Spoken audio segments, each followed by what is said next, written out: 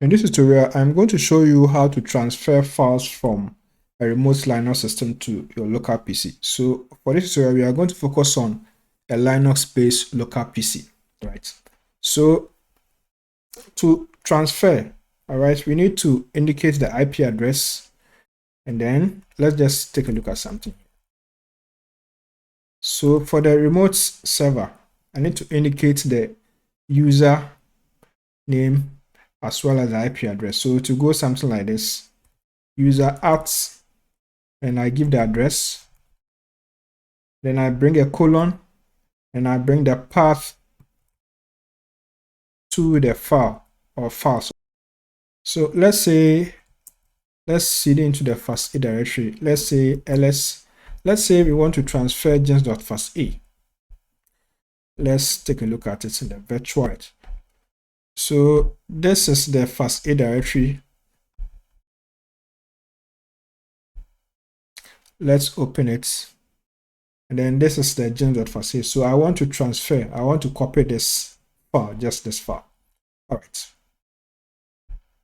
So to do that, I need to get a path again. Because I'm already in the fast.a directory, I do pwd, and then I'll get the path to the directory. So what I can do is to add / and then I add a file name. So the path for this file becomes /home /bioinformaticscoach /fasta /gens.fasta. Alternatively, you can use the rel path command and say gens.fasta.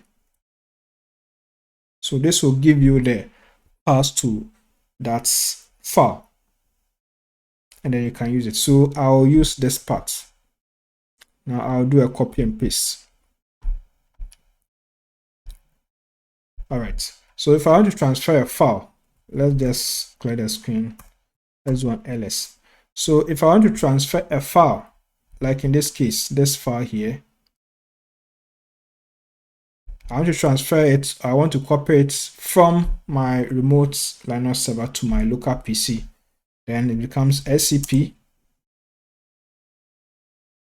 bioinformaticscoach, that's the username, @ 192.168.2.203.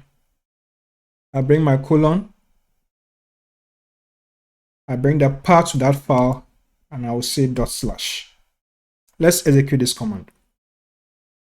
All right, so we can now type our password and hit the enter button. So the file has been transferred. So if I do an ls, I'm going to find the file here. So that's how we do it.